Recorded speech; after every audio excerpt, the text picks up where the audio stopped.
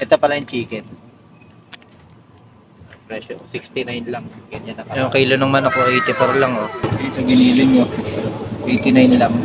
Oh mga lods, kamusta? Nandito na naman tayo sa panibagong kabanata ng paglalakbay natin sa Czech Republic. Ari nga at may gayak na naman kami. Ay ubos na ang aming pagkain lulutuin di kami mag-grocery. Ari nga at nagmamadali na magbihis. Napasarap ng higae. Ganamang 10 minutes na lang idadaan na yung bus na sasakyan namin. Wala nang ligo-ligo at puyat Tsaka kami may kababango kahit amoy nyo kiligili. Digay ari nga, yag-yag kami papuntang bus stop. Habang naglalakad huntang-hunta pa Nga pala samahan nyo muna kami mamili kahit sa sandali. Ikaw naman yata nagre-relax lang habang pinapanood mo aray. Libang-libang yan sarili. Ilang minuto lang naman aray. Maipakita ko lang kung gaano kamura ang bilihin din nila sa pagkain. Aray nga't nakarating na kami ng bus stop. Di nag-aantay na lang ng sasakyan namin. May ayan na dumaan na kaya kami sasakay na.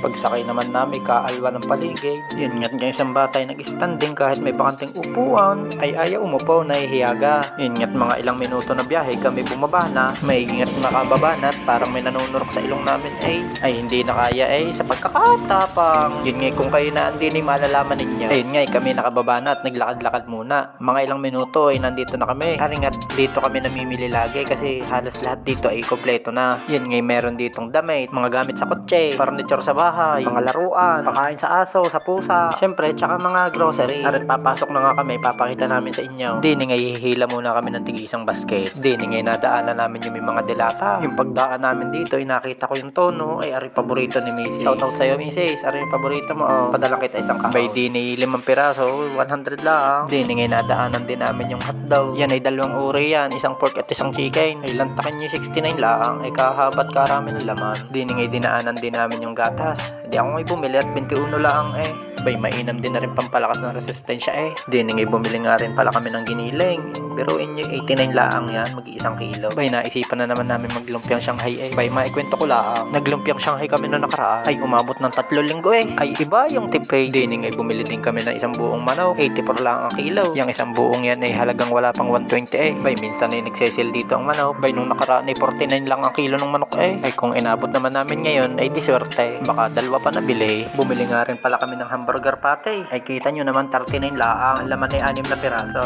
Nung maluto ising kapal ng bitswok na chinelas Meron din dining fish fillet. Kita nyo naman 29 laang. Hindi na nga lang namin binili. Baka kulangin na pamasahe di maglalakad pa uwi. Di nga nagbayad na agad kami. Aringat nasa labas na ako, hindi ko na nabidyohan. Self-service kasi yan. Saka dapat lagi kami bag para do sa yung mga binili. Pagkatapos na agad na kami lumabas. Paglabas diretsong basta. Ano pa nga ba, mag-aantay na kami sasakyan pa uwi. Doon nga pala kami nang galing sa mall na iyon. Mga ilang minutong paghihintay ayan na dumating na aming sasakyan bus. Tamang-tama nga lang ang dating at ako'y giniginong na Sa totoo lang kahirap din magtagal sa labas pag nagtagal ka sa labas ang daming mananakit sa'yo parang may nanunuro. Mananakit ang daliri sa paa, sasakit ang tuhod, sa kamay na may ang sakit din at para may hawak na yellow. Nung umalis sa Pinas ang pagkakainay pagdating naman dito sobra naman sa ginaw wala nang paglagyan. Nga pala dito natatanaw ko na naman yung aming tinutuluyang bahay at aringana din na kami. Paano ako'y magpapaalam na ulay. Salamat sa pagsubaybay sa bidyong ito. Yan at sa susunod mamamasyal tayo. Nga pala kung hindi ka pa nakapollow dito baka naman paano hanggang sa susunod na kabanata na lang ulay mga lods.